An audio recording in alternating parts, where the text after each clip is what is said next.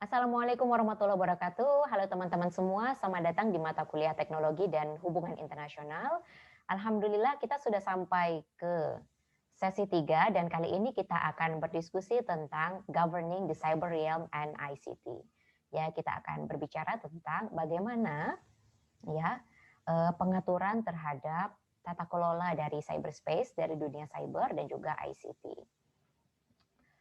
Oke teman-teman semua, mungkin kita sudah berdiskusi kemarin ya, bagaimana perkembangan globalisasi ya dan juga dampaknya terhadap hubungan internasional ya dan juga dampaknya terhadap ICT. Mungkin kalau kita harus membandingkan, kita harus mengkomparasikan antara dunia maya dengan dunia nyata ya di dalam pergaulan di antara komunitas internasional ya, pergaulan negara-negara, maka kita akan temukan dunia maya ini seolah-olah bagaikan gray zone, bagaikan gray area. Karena di dalam pergaulan atau di dalam komunitas internasional antara satu negara dengan yang lain itu batasannya jelas, aturannya jelas, regulasinya jelas, ya. Ada aturan yang mengatur tentang teritori dan juga jurisdiksi. Tapi bagaimana dengan cyberspace, ya? Cyberspace tentu saja awalnya tidak seperti itu. Makanya cyberspace awalnya dikatakan layaknya sebuah area abu-abu, ya area yang tidak jelas. Tapi teman-teman semua, seiring dengan perkembangan dari teknologi informasi dan komunikasi, semakin banyak upaya-upaya dari aktor-aktor di dalam hubungan internasional untuk menggovern, untuk mengatur berjalannya dunia internet, ya dunia maya dan juga ICT. Lantas pertanyaannya adalah bagaimana cara mengaturnya? Ya, tentu saja bentuk pengaturannya tidak sama dengan bentuk pengaturan yang dilakukan oleh government atau pemerintah. Tapi yang digunakan adalah governance atau tata kelola. Apa sih yang dimaksud dengan tata kelola? Kalau menurut Finkelstein, tata kelola itu adalah when we don't really know what's going on. Nah, ini pendapat yang sangat menarik. Ya, kenapa tata kelola itu when we don't know what's going on? Karena memang kalau kita komparasikan dengan pattern atau pola interaksi di dalam sebuah government atau pemerintah, di dalam pemerintahan itu ada lembaga legislatif, eksekutif, yudikatif, yang mana kemudian punya birokrasi di bawahnya dan juga ada masyarakat atau rakyat yang diatur. Jadi patternnya atau polanya itu dari up ke bottom. Ya. Tapi ini tentu saja berbeda dengan governance. Kalau governance itu polanya tidak seperti itu. Banyak aktor-aktor yang terlibat dan mereka saling berkolaborasi satu sama lain, saling membangun koneksi. Jadi polanya itu bukan hierarki dari up ke bottom. Ya. Dan bisa jadi polanya juga sangat-sangat berantakan karena kalau kita bicara internet dan juga ICT, banyak sekali issues yang ada di situ ya, dan juga di tiap-tiap isu, di tiap-tiap scopes di situ banyak aktor dan juga aturan yang dilibatkan ya. Jadi berantakan bagaikan tata surya ya. Oke. Menurut Dingworth ada beberapa ciri khas dari governance ya, khususnya global governance. Yang pertama ada internasionalisasi dari policy making ya, atau internasionalisasi dari pembuatan kebijakan. Jadi pembuatan kebijakan itu menjadi keputusan yang dibuat tidak hanya oleh satu dua negara saja ya, dan tidak dibuat oleh satu negara di dalam wilayahnya atau wilayah domestiknya sendiri ya, tapi di situ ada beberapa aktor yang terlibat dan mereka membuat decision making bersama. Adanya difusi, adanya pembauran otoritas antar negara, kemudian ada procedural norms yang terus berubah dan juga ada distribusi dari resources among the states ya, dari governing resources among the states ya. Misalnya Amerika Serikat fokusnya mengatur tentang internet protocols ya. Kemudian ada negara-negara yang memiliki perusahaan multinationals ya, misalnya Singapura, Uni Emirat Arab misalnya, yang mana mereka memiliki perusahaan yang bergerak di jasa ISP atau Internet Service Provider, maka mereka akan menjadi negara yang mengambil part ya, mengambil tempat di dalam governing ISP ya, atau Internet Service Provider tadi. Atau mungkin ada negara-negara yang sangat peduli dengan pengaturan terhadap kebebasan berinternet. Ya, mungkin kita akan temukan misalnya negara-negara seperti Rusia, ya. Di situ kan banyak gerakan-gerakan dari NGOs, aktivis yang memang mereka peduli terhadap kebebasan di dalam berinternet, ya. Dan juga negara-negara dan juga issues yang lain, ya. Itu adalah features atau ciri dari global governance. Oke.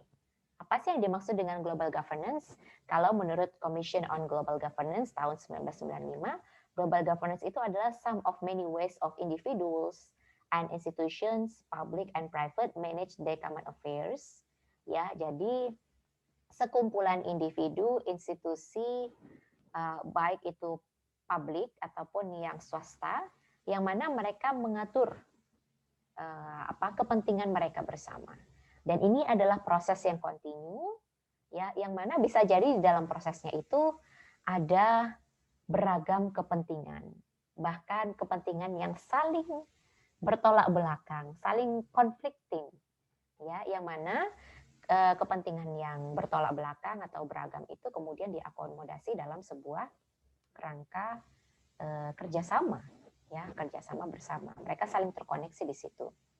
Ya, misalnya kalau kita bicara tentang tata kelola internet, tata kelola global dari cyberspace, maka kita temukan antara, tadi mungkin saya sudah menyebutkan, antara NGOs yang bergerak di atau menyuarakan kebebasan akses terhadap internet, mungkin akan memiliki kepentingan yang berbeda dengan perusahaan, ya, atau WTO, yang mana mungkin mereka cenderung protektif, ya, terhadap copyright misalnya, ya, atau hak cipta gitu. Sedangkan ada yang, wah, ini kan sesuatu yang bermanfaat gitu.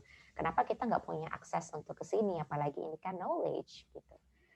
Atau mungkin kalau kita bicara tentang human rights yang berkaitan dengan surveillance, ya, kebebasan untuk melindungi privacy, ya, mungkin antara negara-negara yang punya kebijakan yang restriktif, ya, atau kebijakan yang cenderung untuk membatasi internet di negaranya akan berbeda dengan negara ataupun mungkin NGO yang mana menolak restriction, pembatasan terhadap internet, ya, apalagi surveillance.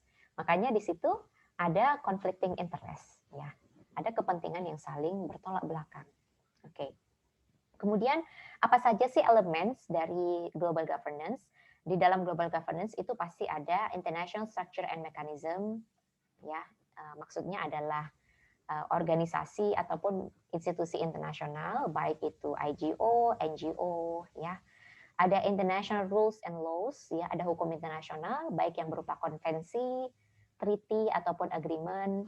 Kemudian ada international norms, norma internasional, ya. Norma internasional ini sebenarnya bisa kita katakan sebagai bentuk dari hukum internasional, tapi dia yang lebih general dan juga lebih soft. Ya, misalnya norma tentang hak asasi manusia, ya. Hak asasi manusia ini sudah menjadi norma yang commonly accepted by most countries in the world, ya, yang sudah diterima oleh negara-negara dan juga individuals di dunia ini secara umum. Ataupun juga bisa bentuknya perjanjian, tapi yang dia cenderung non-binding, yang tidak mengikat. Misalnya framework atau mungkin inisiatif, ya, dan yang lainnya.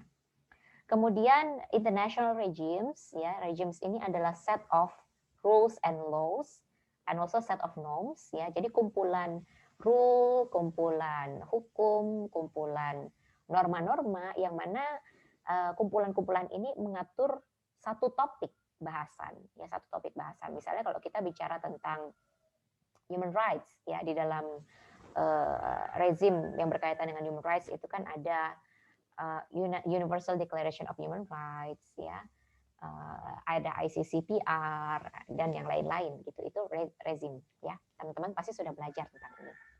Kemudian ada ad hoc groups atau kelompok yang dibentuk dadakan dan temporary, ya, sementara. arrangement and global conferences. Jadi kalau ada conferences, summit itu juga masuk ke dalam tata kelola global.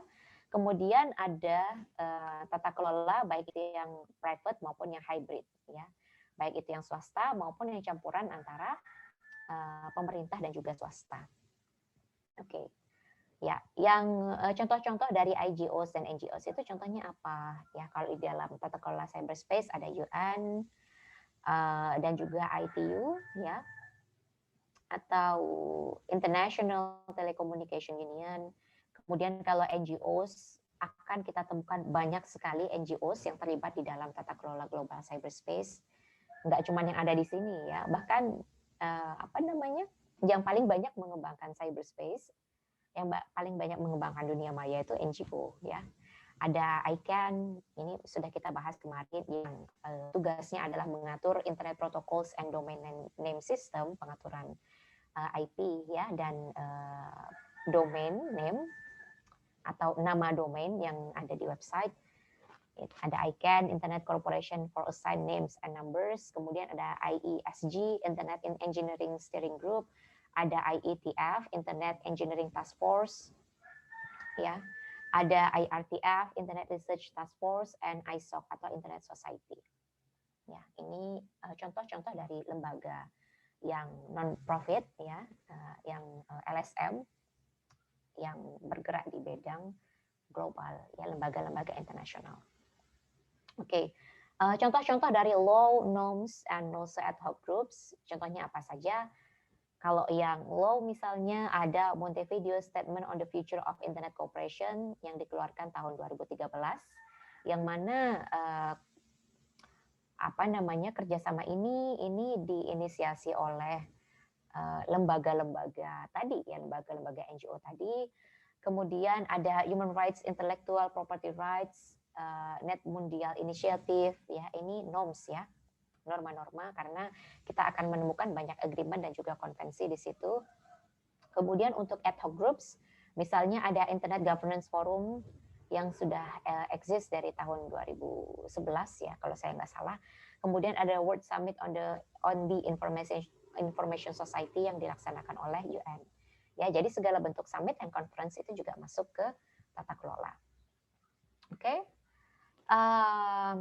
Jadi teman-teman sekalian, itu tadi adalah elemen-elemen ya di dalam tata kelola global dari dunia maya ya, dan juga ICT. Kemudian yang berkaitan dengan isunya, apa saja sih yang diatur di dalam Glenn ya, buku karya Glenn yang insya Allah nanti juga akan saya share ya. Ada beberapa points yang diatur di dalam tata kelola global ICT. Ya, yang pertama hal-hal yang berkaitan dengan technical ya, teknis. Apakah itu infrastrukturnya atau mungkin mekanisme dari berjalannya internet seperti apa. Kemudian hal-hal yang berkaitan dengan ekonomi ya. Misalnya yang berkaitan dengan intellectual property ya, yang berkaitan dengan perusahaan-perusahaan atau produksi produk-produk dari ICT.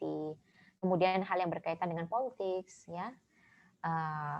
Misalnya pengaturan terhadap internet di sebuah negara, restrictions misalnya, legal, social and cultural issues ya, kalau kita bicara yang berkaitan dengan social dan cultural issues misalnya, bagaimana human rights ini diaplikasikan di dalam tata kelola dunia maya ya, over which government and international institutions and non-state actors compete for influence ya, yang mana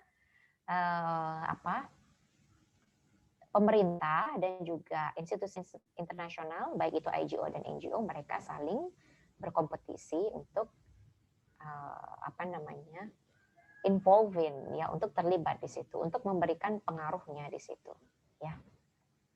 Oke, ini adalah kategori ya dari issues tadi. Jadi kalau kita bicara isu-isu atau bahasan-bahasan di dalam tata kelola global dari internet dan ICT, menurut Glenn ini terbagi ke dalam beberapa kategori. Ya, ada infrastructure, ya, infrastructure tadi yang berkaitan dengan penyediaan jaringan, physical networks, kemudian ISP ya atau internet service provider. Kita kalau nggak ada tower ya nggak ada apa namanya perusahaan-perusahaan yang menyediakan ISP, tentu saja kita nggak bisa mengakses internet seperti sekarang ini. Ya, kemudian ada IET. Kemudian kalau kita bicara tata kelola global, ya salah satu isunya juga berkaitan dengan technical standards. Kalau technical standards itu bagaimana mekanisme dunia maya itu bisa berjalan, ya.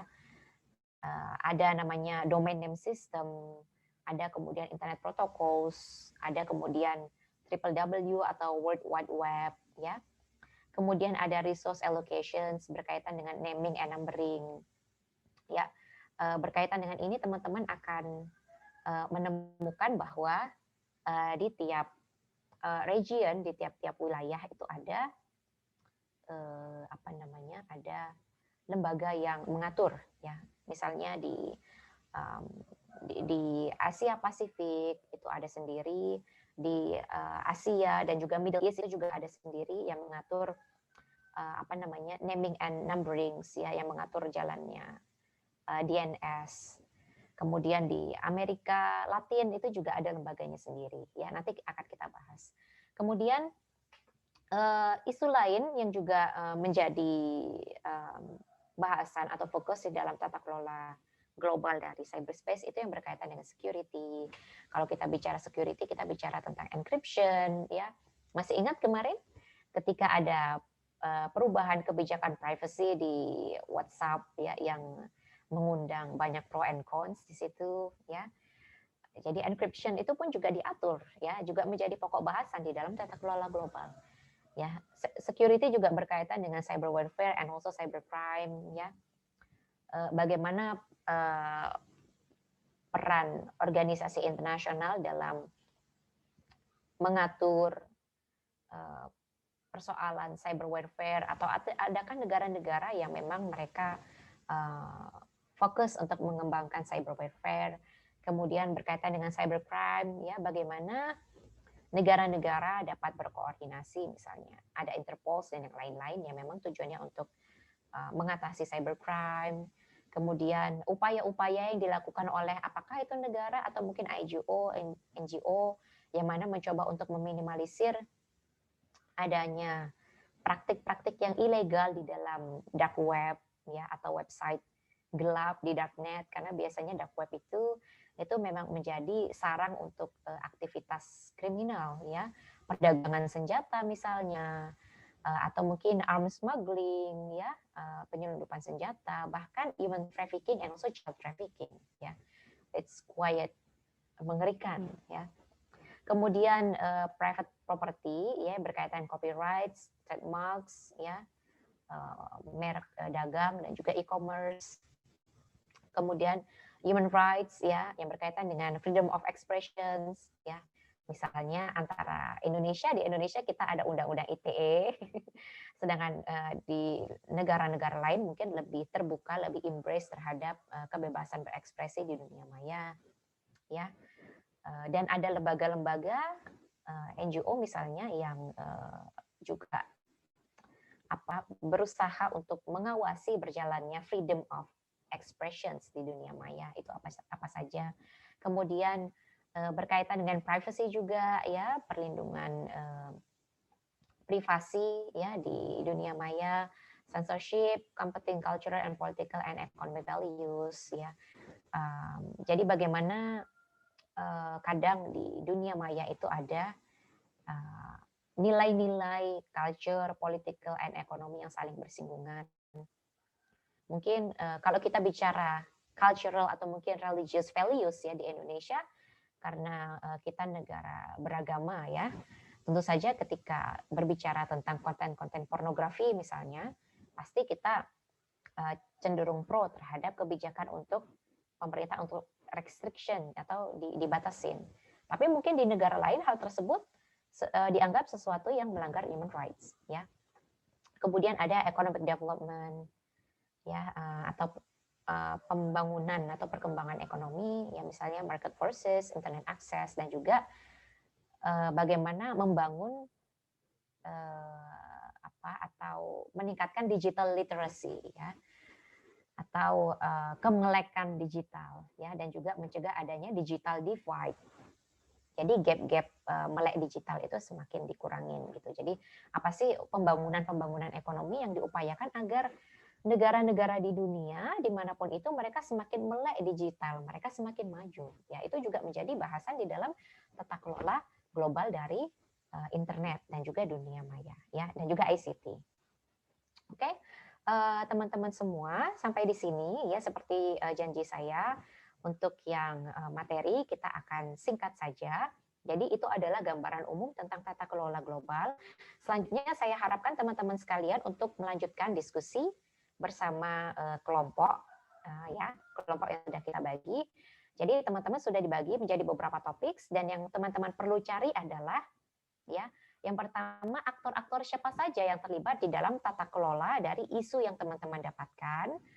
Kemudian peran mereka apa saja, kemudian adakah international convention atau mungkin international norms yang dilibatkan di situ, atau adakah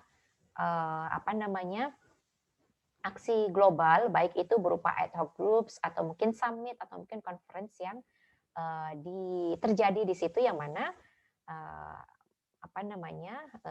acara atau agenda tersebut itu mewadahi kepentingan-kepentingan banyak aktor untuk mengatur hal tersebut ya.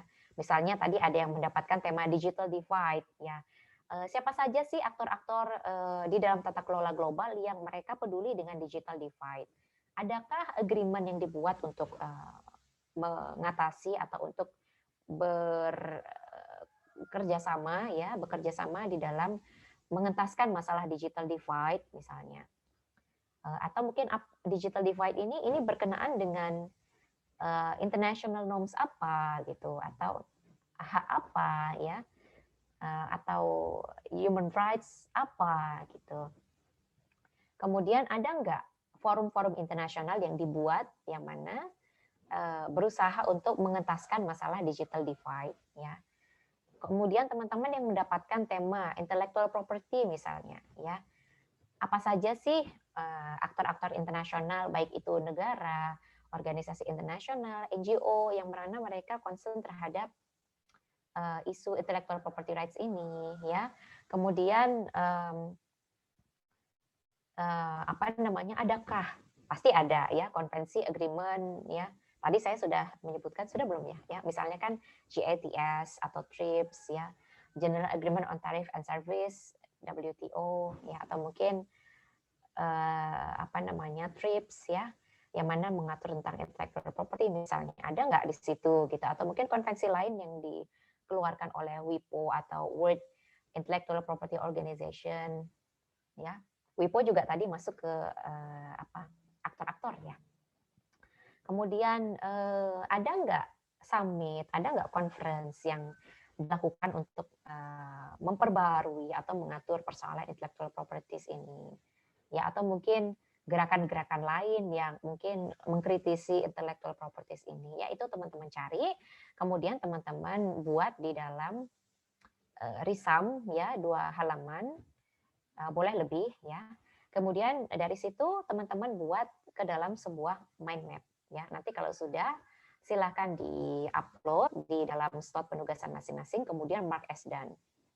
Oke, kemudian ini untuk absen ya, teman-teman sekalian silakan scan QR code berikut ini atau masukkan kode yang angka-angka di atas ini di website portal presensi kita, presensi FPSCS .uii.ac.id ya, silahkan diisi, dan maksimal pengisian itu saya tunggu sampai malam ini sebelum jam 23.59. Oke. Ya, terima kasih teman-teman semua. Kita akhiri, sampai jumpa di pertemuan berikutnya. Thank you ya, selamat berdiskusi dan selamat mengerjakan tugas. Wassalamualaikum warahmatullahi wabarakatuh.